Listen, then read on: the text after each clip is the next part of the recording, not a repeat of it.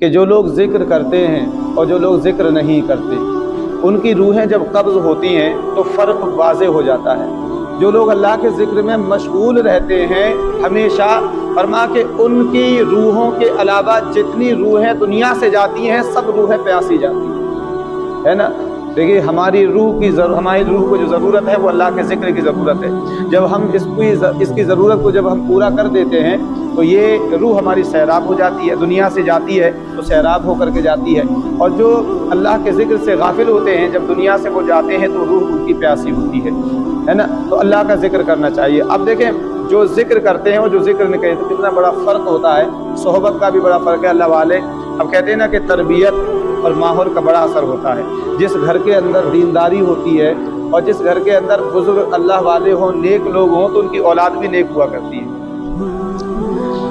واقعہ نقل کرتے ہیں نزہۃ المجالس میں ایک بزرگ کا، کہ دریا کے کنارے ایک بزرگ بیٹھے ہیں اور مچھلیاں پکڑتے ہیں۔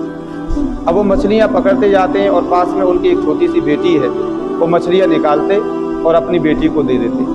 وہ پھر مچھلیاں پکڑتے اور وہ بیٹی کیا کرتی، وہ مچھلی لیتی اور پھر سے وہ دریا میں ڈال دیتی۔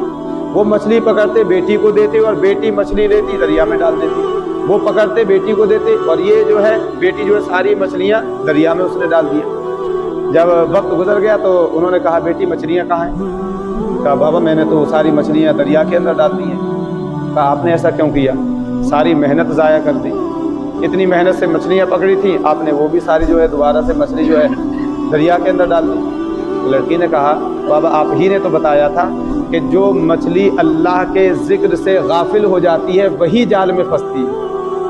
اللہ اکبر، کہ جو مچھلی اللہ کے ذکر سے غافل ہو جائے وہی کانٹے میں پھنستی ہے۔